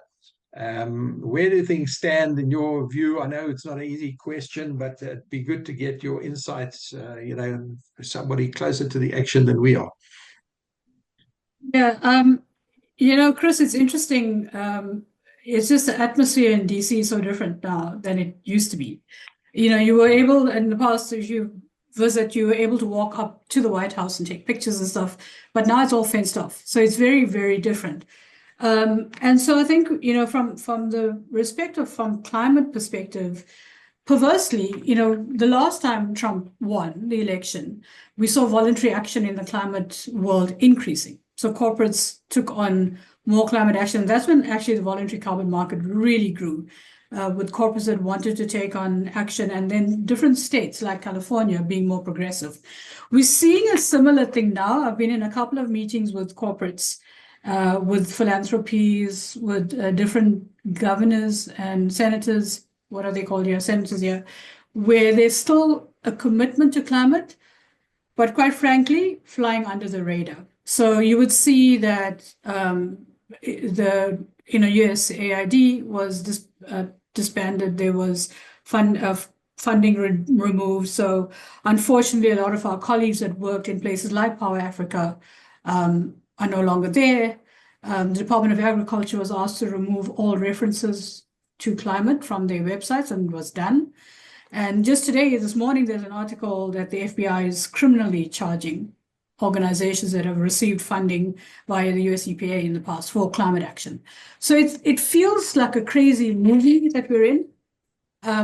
And I think the lack of regulation and doing away with the power of the Environmental Protection Agency will have an impact, because, regulation drives demand in the market, regulation drives climate action. But those corporates that are very committed to climate, those states that are very committed to climate, will continue to do so, and they've assured us that they will continue to do so. 98% of our projects, for example, are in the Global South. A lot of our buyers are US corporate buyers that will continue to support. And a lot of them are non-US buyers. A lot of them are based in other countries and European buyers and the Asian market is absolutely growing. So I think there is concern about what that means from a regulatory perspective, but we're seeing other countries and corporates doubling down on their climate action, which is a good thing. Just one last thing, when we negotiated the JET-P, one of the last things I did before leaving South Africa, the country that contributed the least was the US. Our European funders are still on board, so I think we just need to also temper that on what impact the US will have on our funding. Yeah, thanks. And maybe, Jonathan, if you can pick up on this, we saw just recently the US, has withdrawn their jet finance. I think it amounts to about $1 billion US dollars out of something like 10 or 12 billion. So it's, maybe you can just correct me on the figures, but it's not, it's not the major part of it. How committed do you see the other countries towards the jet financing in South Africa? And are there likely to be brakes put on as a result of the US action? Or do you see this process as sort of, okay, the rest of the world, move forward and leave the US behind in its backward-looking approach to climate change, which one day they're going to realize that they have fallen behind, and then they're going to have to catch up. I mean, Trump has only got 4 years, but he's not necessarily the last of the Trumpists. So what are your thoughts in this regard, Jonathan? I don't think the Americans withdrawing from the IPG group or the extended IPG group is going to be significant. I think the bigger issue around the funding is there's not enough grant funding in the stack. I think that's the bigger issue. So it's more the utilization of the facility. I mean, let's assume, I don't know what the figure is, but I think it was $1.5 billion was coming from the US. And a lot of that was coming from DFC. And there's still a question mark on DFC. I mean, DFC has not been curtailed the same way as USAID. I think I'm just going off a little bit of a tangent here, but I think DFC will now be used to promote national interests. So I don't necessarily that the funding will reduce, it'll just be reorientated. So I think it's more the nature of the funding as opposed to the quantum. There's still, whatever, $10 billion. It's a lot of money. I think as far as the other IPG members are concerned, I mean, clearly the UK government has just announced as well that they're going to reduce the development finance or the development aid budget. So there's going to be pressure there. Yeah, I mean, it will have an effect, but as I said, I don't think that's the big issue at the moment, to be perfectly honest. Yeah, and to you, Kwezi, because you're also involved in this field, I noticed, and there was one of the posts on the Q&A that, in fact, Spain has made a significant funding available for jet finance. I think something like $3 billion US or something like that. So what one loses in the US, maybe there are other countries that are interested in participating and assisting in the South Africa's decarbonisation. How do you see for example, the Spanish contribution, which has been mentioned in the Q&A today? Thanks, Chris. I think just to echo some of my colleagues' sentiments, I think first and foremost, just to acknowledge that, every little bit counts. Obviously, we have this huge quantum of investment that's needed.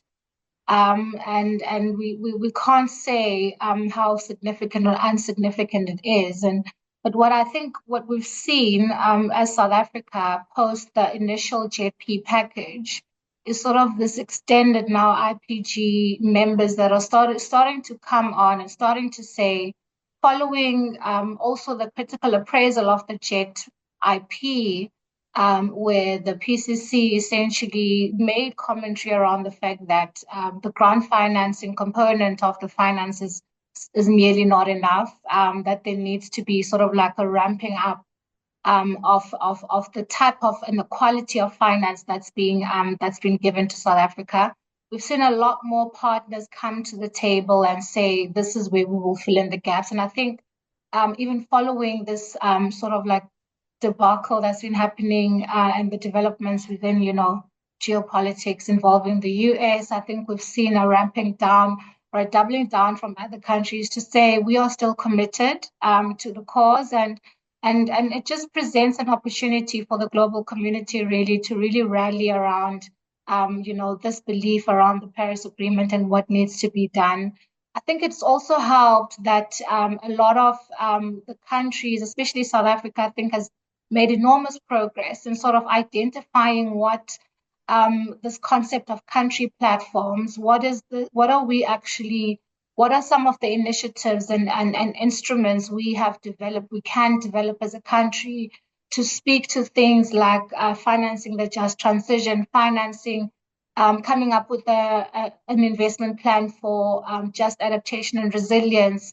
I think there's a lot of progress that's been made, and it's sort of being clear to funders, even outside of the initial partners group and the extended partners group, but also looking at other donors, such as philanthropies and other sort of like grant financiers that are coming to the table and saying, how can we fill the gap? Because with them, I think the mandate still remains, and I think they're still very committed to the cause.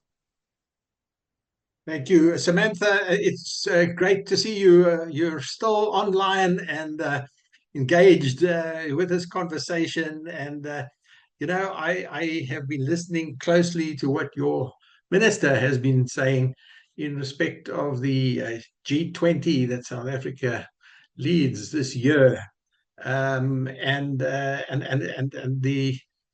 It's already clear, the disruptive role that the US intends to play on this very G20 led by South Africa, and even more concerning, the fact that the USA chairs or leads the G20 next year, and they seem absolutely intent on rubbishing renewable energy, rubbishing the whole climate initiative.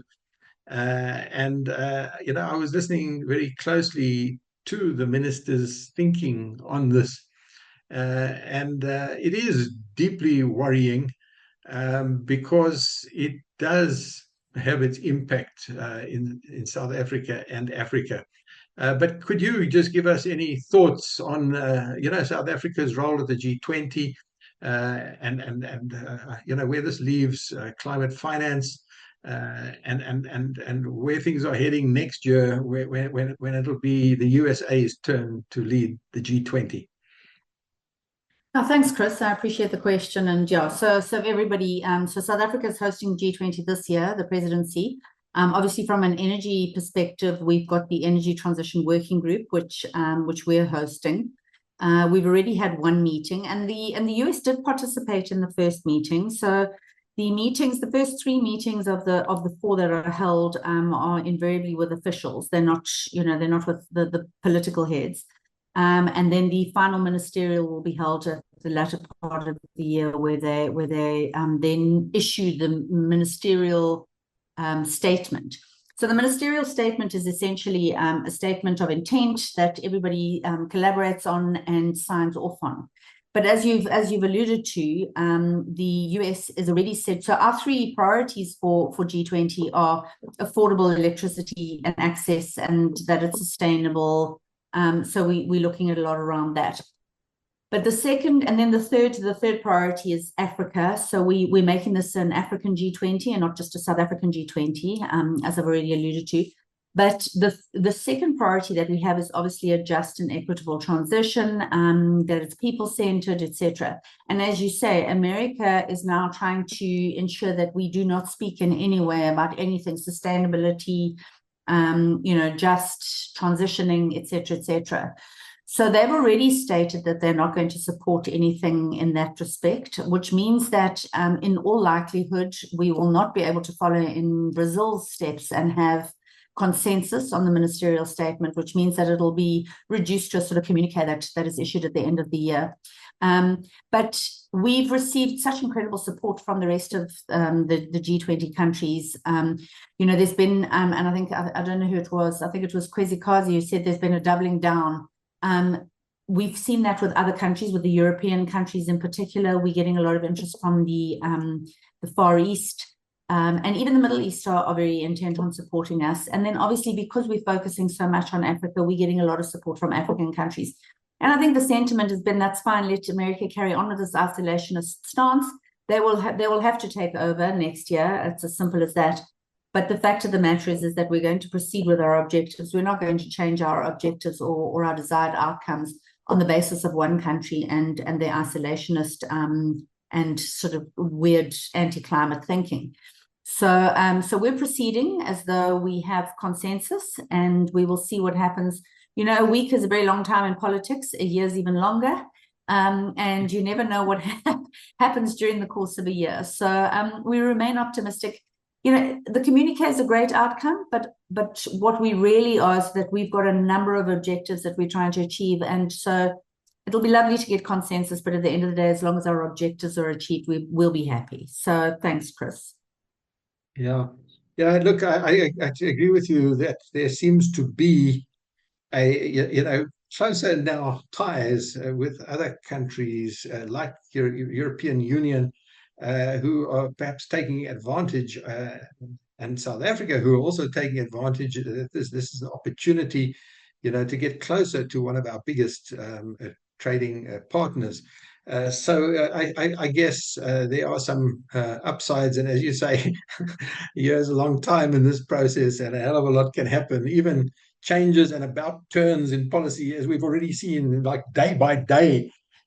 Tariffs get applied, tariffs get removed, new tariffs, and it just seems like it's a very chaotic situation at the moment, and it must give equity markets sleepless nights, as we see from the volatility in the US at the moment over this. But yeah, great to have those insights also on the G20.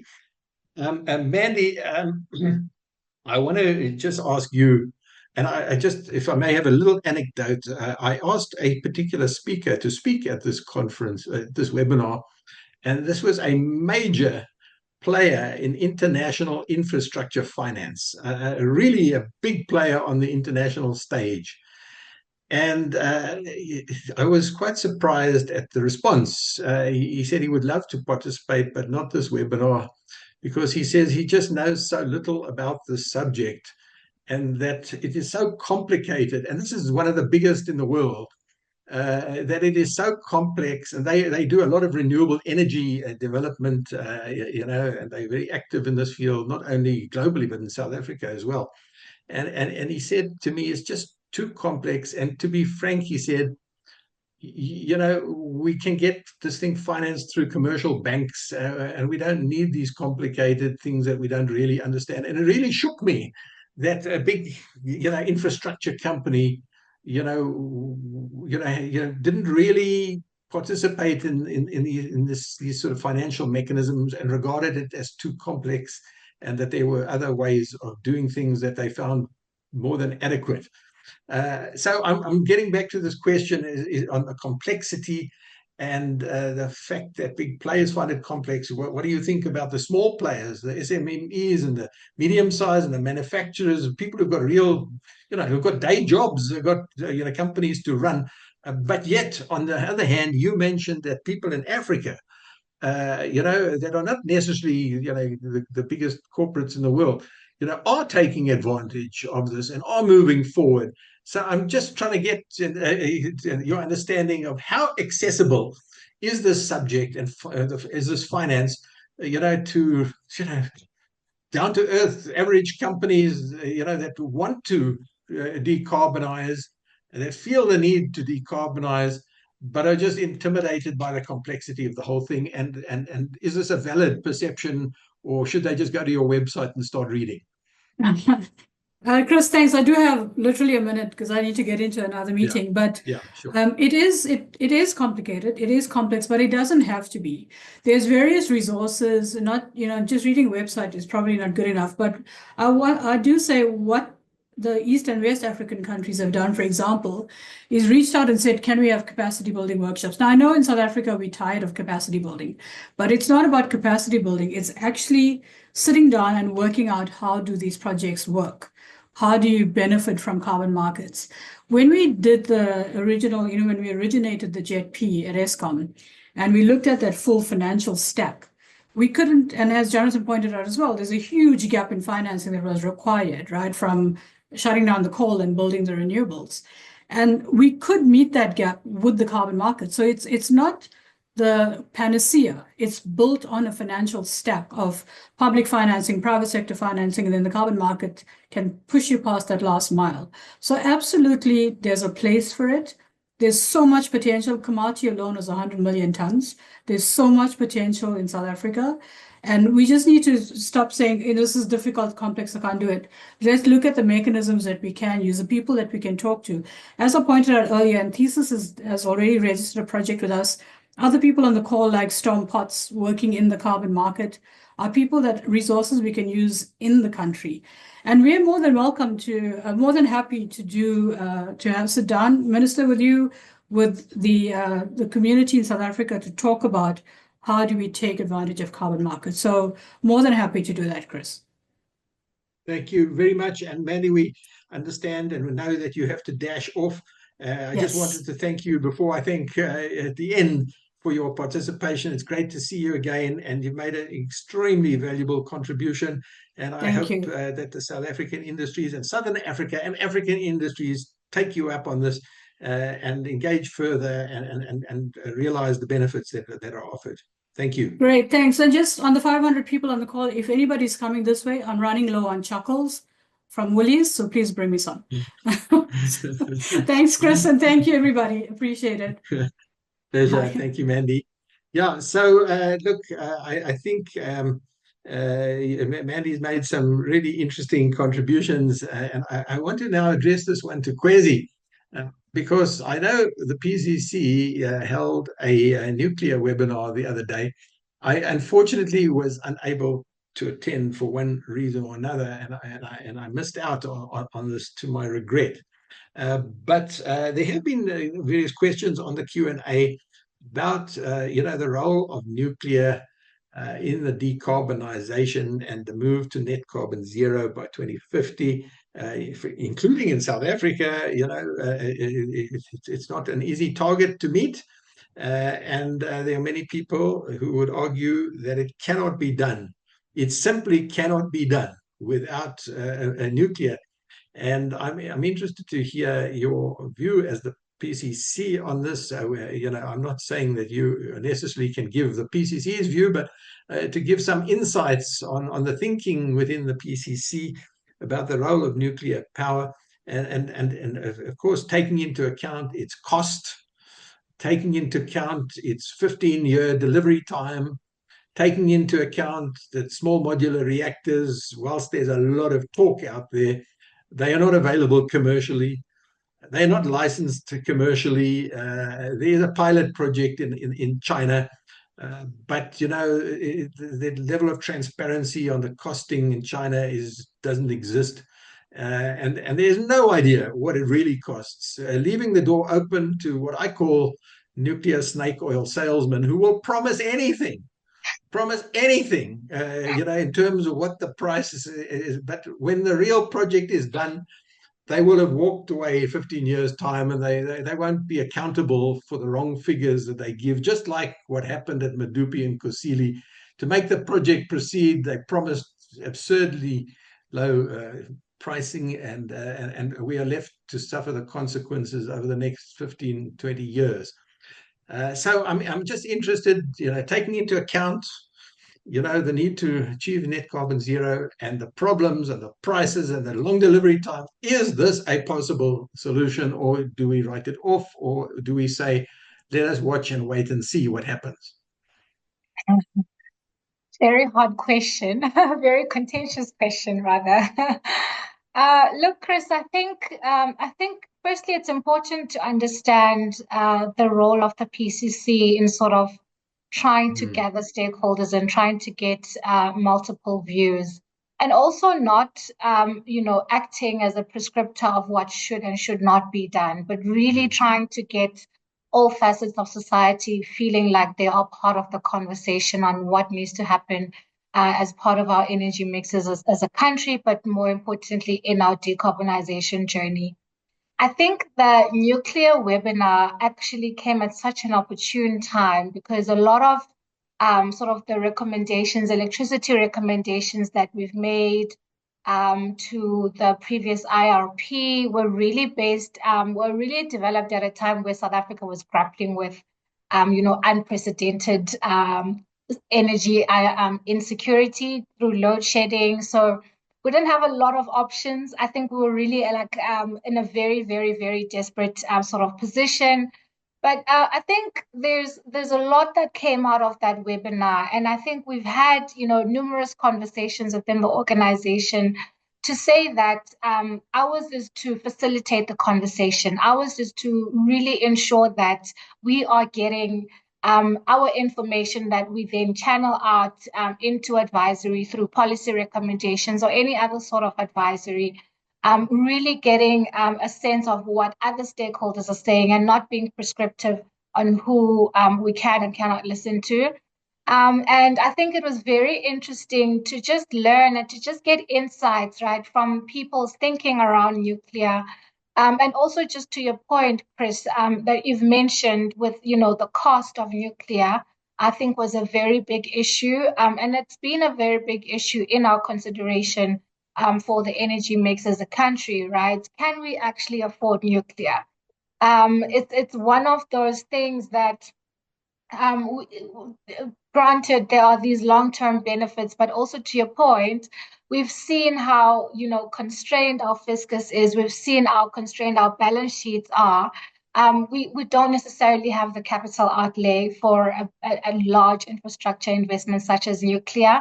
So what assurance do we have that it's not going to turn out as Kusile and Medupi did? What assurance do we have that we will actually have the lights on after 15 years as opposed to 25 years, given all these things that can happen, during the project development and construction and all of these different stages? And also just, being realistic in terms of what we can afford. We've seen an incredible market change in terms of technologies and the price of technologies, having with, renewables now being sort of like the most affordable type of technology. And given our pressing issues again against energy security, just really wanting to get to a point where we are energy secure. I always speak about this when I speak to municipalities, right? That there really needs to be thinking, when we start thinking about innovations and these nice to have things that we can start thinking about, we really need to sort out the basics first. Let us be able to secure our energy supply. Let us get to a point where there is operational efficiency. We are sort of having like a steady supply of energy.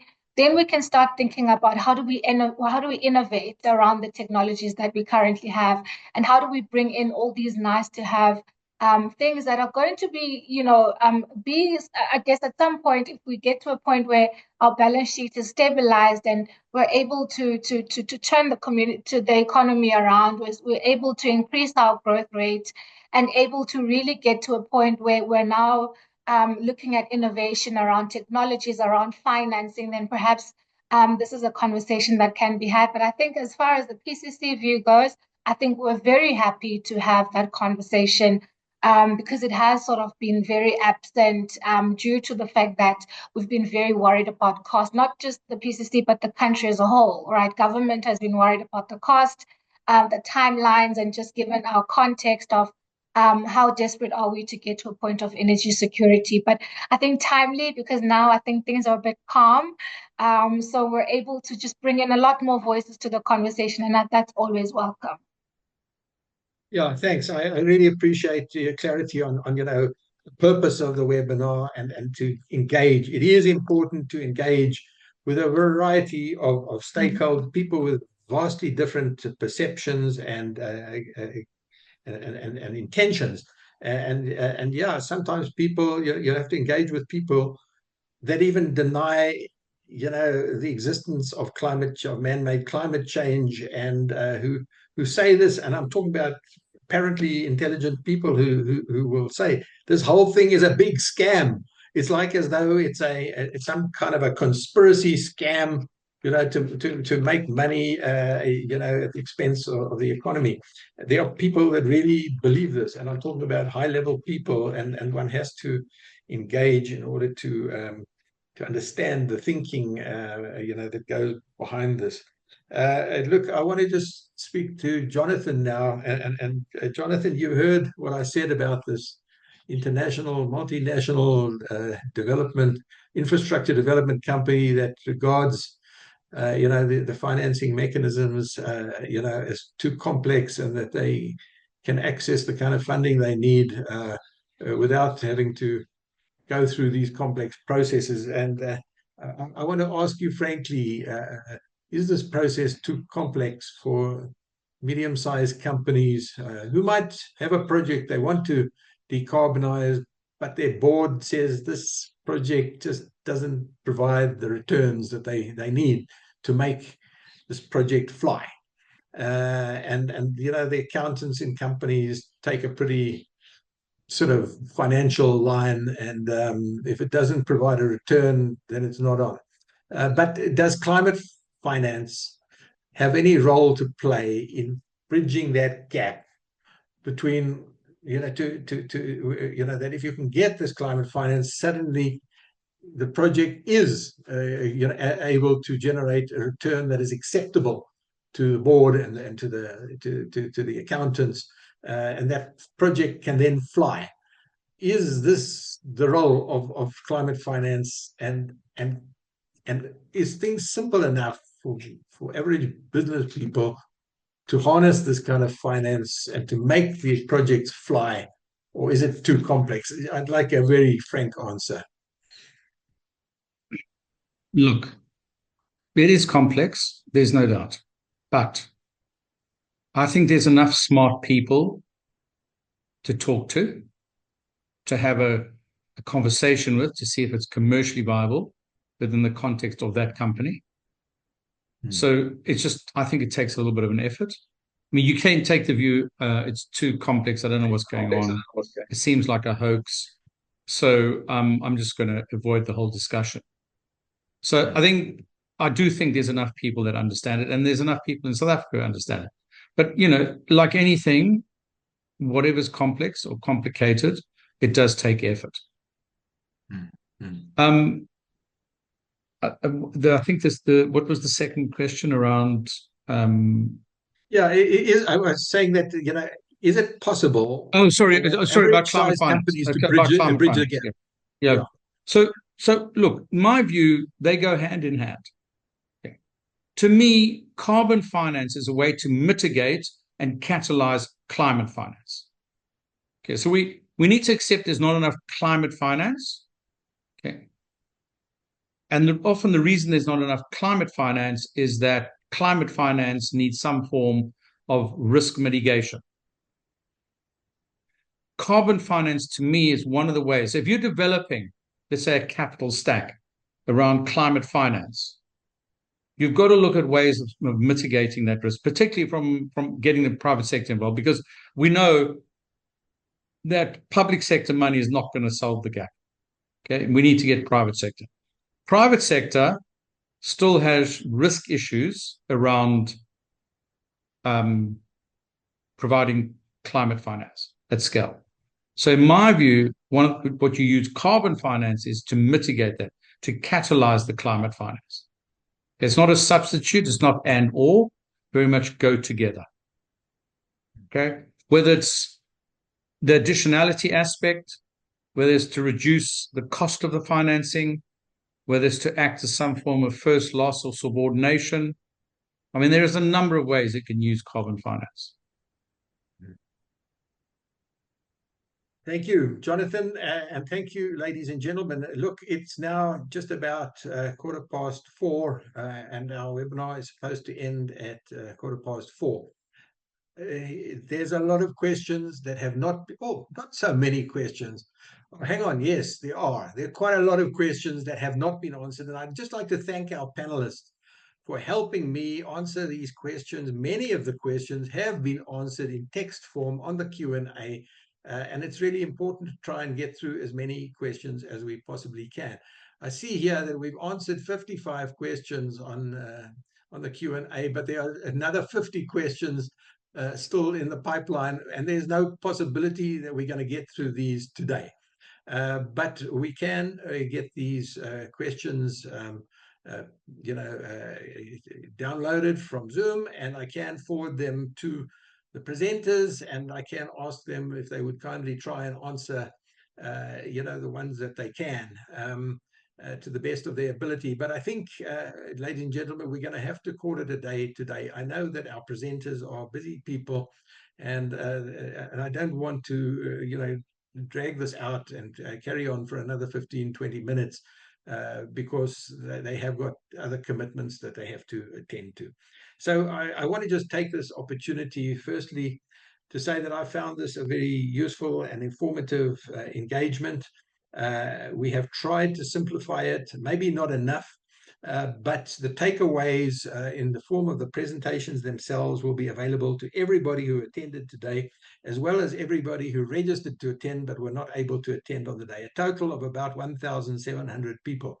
So the messages from this webinar are going to reach far and wide, into people who have a deep enough interest in this subject to have registered to attend this webinar. And if I look at the names and the companies involved, it really is a who's who of the South African and the Southern African industry, with a good sprinkling of international companies and players as well.